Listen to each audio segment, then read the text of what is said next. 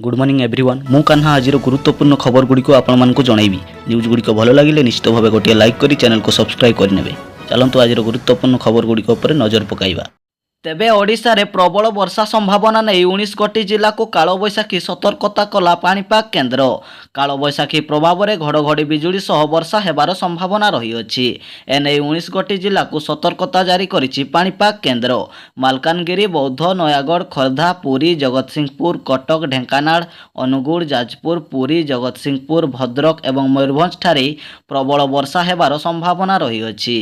अन्यपटे राज्य में आहरी 4 ରୁ 5 दिन जाएं विशेषकर बालेश्वर, नयागढ़, जगतसिंहपुर एवं खोर्धा जिले में दिनकर तापमात्रा अधिक रहिबो बोली संभावना रही अछि। परवर्ती अपडेट रही घोषणा है ओडिशार नुआ मुख्यमंत्री नाम। गत रविवार दिन लगातार तृतीय थर पर नरेंद्र मोदी प्रधानमंत्री भाव शपथ पाठ करिसेंती। एहारी मध्य राज्य में किए मुख्यमंत्री हेबो एने चर्चा धरिथिला।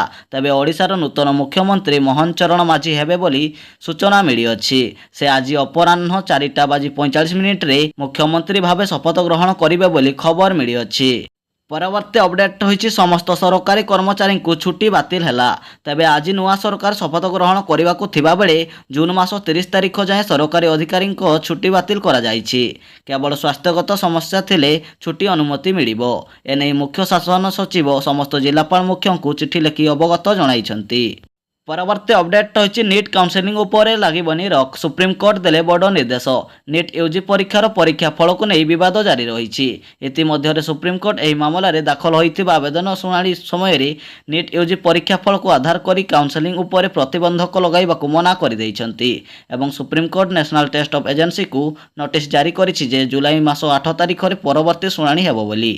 परवर्ती अपडेट रही एणिकी ओडिशार रहिबे मुख्यमंत्री और 2 उपमुख्यमंत्री। सरिला बीजेपी विधायक दलर बैठक। हटिला मुख्यमंत्री चेहरा उपर सस्पेंस। ओडिशार प्रथम बीजेपी मुख्यमंत्री मोहन चरण माझी होइतिबार खबर मिली अछि। एथि सहित 2 उपमुख्यमंत्री रहिबे बोली सूचना मिली अछि। तबे 25 वर्ष पर ओडिशा देखिबो 2 उपमुख्यमंत्री। कनक वर्धन सिंह और प्रभाती परिडा आज उपमुख्यमंत्री भावे शपथ ग्रहण करिवे बोली खबर मिली अछि। परवर्ती अपडेट रही भारतीय दलरू बाद पड़ी पारंती शिवम दुबे। तेबे भारतीय दल जून मास 12 तारिख रे टी20 विश्वकप खेलिबो। तेणु तृतीय थर मैच रे ऑलराउंडर शिवम दुबे को बाहर बसिबाकू पड़िबो। तांको स्थान रे संजू सैमसन को चूड़ांत एकादश रे सुजोग मिली पारे बोली खबर मिली अछि। परवर्ती अपडेट रही मंत्रिमंडल गठन पर उत्तर प्रदेश को अधिक टंका देउथुबार जणा पड़िछि। राष्ट्रपति भवन में रविवार शपथ नहीं एनडीए सरकार मंत्री मानक टंका बंटन करा जाई अछि। मोदी सरकार तृतीय पाली रे प्रथम कैबिनेट बैठक में बड़ निष्पत्ति निया जाई अछि। तेबे सबुठारु अधिक टंका उत्तर प्रदेश को मिलिथिबार जणा पड़िछि। परवर्ती अपडेट रही 14 दिन में 50% बढ़िला पियाजर दर। निर्वाचन पूर्व पियाजर दाम उपरे लगाम लगाइबा पई सरकार रप्तानी उपरे रक लगाइथिले, किंतु एबे 2 सप्ताह हेबो पियाजर दर 30 ରୁ 50% बढ़िथिबार खबर मिली अछि। तेबे बजार में हरड डाली दर 175 टंका पहुंची। मुग डाली किलो पिछा 3 टंका बढ़िथिबा बेले बिरी डाली क्विंटाल पिछा 500 टंका बिक्री होउछि। सही भली सरिष तेलर दाम पूर्व लिटर पिछा 120 टंका थिला बेले वर्तमान 15 टंका बढ़ी 135 टंका पहुंची।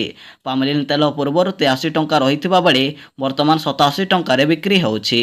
सेहीपरि पाइकारी बजार में चाउलर दर क्विंटाल पिछा 400 टंका बढ़ी। गहमर दर 100 टंका वृद्धि पाइछि। एहा फल सुजी, अटा, मैदा आदि क्विंटाल पिछा 50 ରୁ 100 टंका वृद्धि होइथिबार खबर मिली अछि। परवर्ती अपडेट रही आधार कार्ड थिले मिलिबो 1000 टंका। जल्दी आवेदन करिनियंतु। तेबे केंद्र सरकार अटल पेंशन योजना आरंभ करिसंती।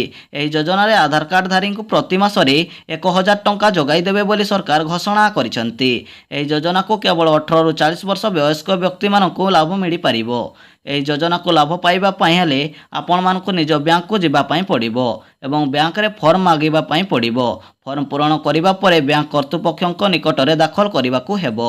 एही योजना रे आवेदन करि सारिबा परे आपनकु प्रति मास रे अल्प किछि टंका जमा करिबाकू हेबो। एहा परे 60 वर्ष पूरण हेबा क्षणी प्रति मास रे आपण माने 1000 ରୁ 5000 टंका घरे बसी पाई परिबे। ପରବର୍ତ୍ତୀ ଅପଡେଟ୍ ରହିଛି ୟୁଜିସି ମୁଖ୍ୟ ବଡ଼ ଘୋଷଣା କରିଛନ୍ତି। ଏଣିକି ବିଶ୍ୱବିଦ୍ୟାଳୟରେ ବର୍ଷକୁ 2 ଥର ଆଡମିସନ୍ କରିପାରିବେ। ନୂଆ ସରକାର ସହିତ ଛାତ୍ରଛାତ୍ରୀମାନଙ୍କ ପାଇଁ ଆସିଛି ଏକ ଖୁସି ଖବର। ୟୁଜିସି ମୁଖ୍ୟ ଏକ ବଡ଼ ଘୋଷଣା କରିଛନ୍ତି। ଏଣିକି ଛାତ୍ରଛାତ୍ରୀମାନେ ବର୍ଷକୁ 2 ଥର ଭାରତୀୟ ବିଶ୍ୱବିଦ୍ୟାଳୟରେ ଆଡମିସନ୍ କରିପାରିବେ। ନ୍ୟୁଜ୍ ଗୁଡ଼ିକ ଭଲ ଲାଗିଲେ ନିଶ୍ଚିତ ଭାବେ ଗୋଟିଏ ଲାଇକ୍ କରି ଚ୍ୟାନେଲକୁ ସବସ୍କ୍ରାଇବ୍ କରିଦେବେ।